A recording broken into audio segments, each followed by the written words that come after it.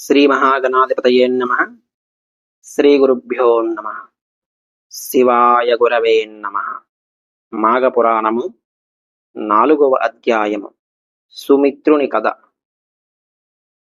పార్వతీదేవి శివుని మాటలను విని, స్వామి, మీరు గురుకన్యా సంగమము చేసిన ఆ సుమిత్రుడు సుదేవుని శిష్యుడు, అతడేమయ్యాడో వాని వృత్తాంతమును కూడా వివరించండి అని కోరగా శివుడు ఇలా చెప్పాడు. పార్వతి, సరి అయిన ప్రశ్న అడిగితివి. విను.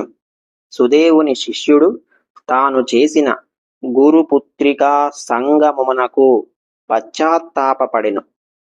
చనిపోదునని గురుపుత్రిక బెదిరించుటచే భయపడి ఆమెతో వ్యభిచారము చేసినాడు అని అతడు బాధపడ్డాడు.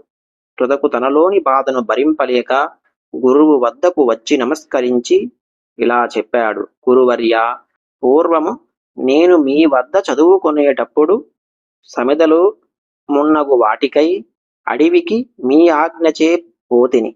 మీ కుమార్తెయు బంతితో ఆడుకొనుచు నాతో మీరు చూచుచుండగానే అడవికి వచ్చింది.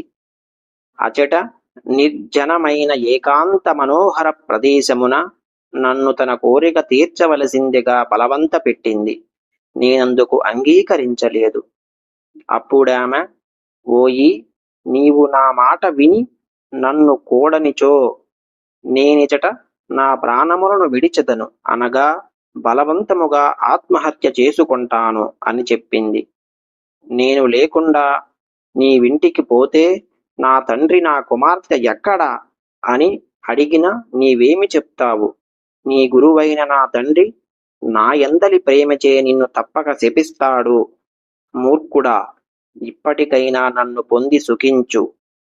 నన్ను వేగముగా కౌగిలించుకో, రా, నా కోరికని తీర్చు అని అనేక విధములుగా నన్ను బెదిరించినది. నేను మీ శాపమునకు భయపడి ఆ అరణ్యమున నీ పుత్రికతో రమించి ఆమె కోరికను తీర్చితిని. తరువాత ఈ విషయమును మీకు చెప్పుటకు భయపడ్డాను. మీ కుమార్తె చేసిన ద్రోహము వలన నేను పాపమును పొందితిని. దయయుంచి క్షమించి ఈ పాపమునకు ప్రాయశ్చిత్తమును చెప్పండి అని పరిపరి విధాలుగా ప్రార్థించాడు శిష్యుడు. సుమిత్రుని మాటలను విని సుదేవుడు కొంతసేపు విచారించి ఇలా చెప్పాడు. నీవు ఇతరుల ఒత్తిడికి లోనై చేసిన పాపమునకు ప్రాయశ్చిత్తము అడుగుచున్నావు. విను. అన్ని నదులలో మిక్కిలి ఉత్తమ నది గంగానది.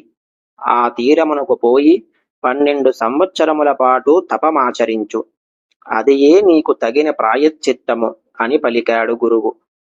శిష్యుడైన సుమిత్రుడు గురువు చెప్పిన ఉపదేశమును పాటించి గంగా తీరమునకు ప్రయాణమయ్యాడు. అతడు తన ప్రయాణములో ఒకచోట ఒక దివ్యమైన ఆశ్రమమును చూసి ప్రయాణము చేయవలసిన అతడు విశ్రమించదలిచాడు. అక్కడ ఉన్నవారందరూ శిష్యులు, మిత్రులు, కుటుంబ సభ్యులు మున్నగు వారితో మాఘ స్నానము చేసి శ్రీహరిని ఆ సరస్సు తీరమున పూజించి మాఘ పురాణము విన్నారు. సుమిత్రుడు వారికి నమస్కరించి, మీరు చేయు ఈ వ్రతము ఏది? దయ ఉంచి వివరించండి అని ప్రార్థించాడు. ఈ వ్రతమునకు ఫలమేది? దీనిని చేసినచో ఏ లోకము కలుగును? మీరు పూజించేది ఏ దైవము?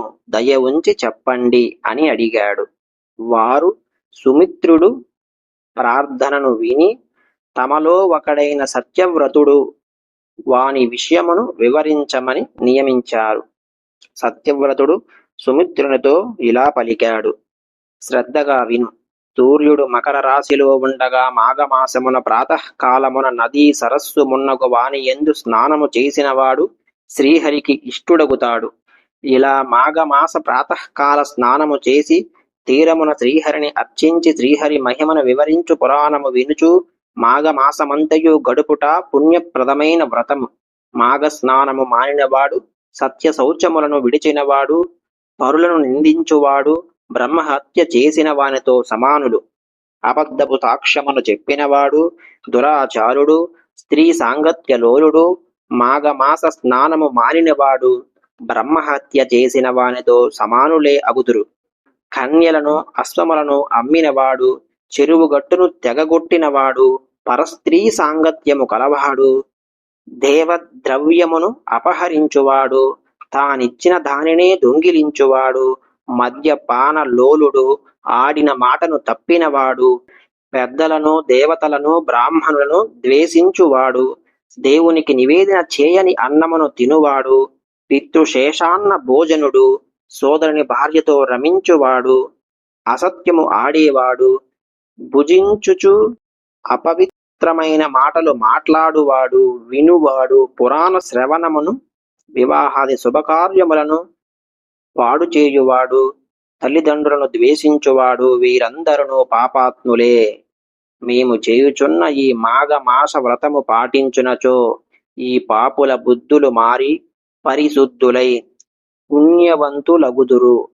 మాఘస్నానము చేసి తీరమున తులసీదళములతో మాధవుని అర్చించిన వాని పుణ్యము అమితమైనది. వ్రతాంతమున చేయు అన్నదానము శుభఫలప్రదము. ఈ వ్రతమాచరించిన వారికి పునర్జన్మ ఉండదు అని సత్యవ్రతుడు మాఘస్నాన వ్రత ఫలమును ఎన్నో విధాలుగా వివరించాడు.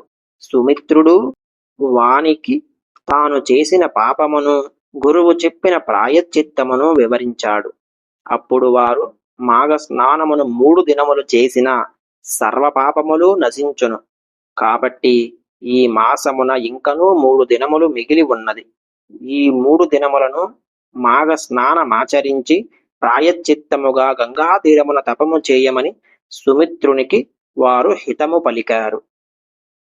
సుమిత్రుడు వారి మాట ప్రకారము మాఘమాసము చివరలో మిగిలిన 3 దినములను మాఘస్నానమును చేసి గంగాతీరమునకు పోయి ప్రాయశ్చిత్త తపము ఆరంభించాడు. నిశ్చలమైన అతని తపము తీవ్రమై వర్ణింపరాని తీరులో ఉన్నది. ఈ విధముగా 12 సంవత్సరములు గడిచినవి. అయినను మానక అతడు తపమాచరించుచు చక్రపాణియగు శ్రీహరి కృపా విశేషమునంది అనుగ్రహితుడై మాఘస్నాన ప్రభావముచే గంగాతీర తపశ్చర్యచే కేవల ప్రాయశ్చిత్తమునేగాక మోక్షమును కూడా పొందాడు. పార్వతీ, నీవడిగిన సుదేవ శిష్యుడగు సుమిత్రుని వృత్తాంతమును పూర్తిగా చెప్పాను.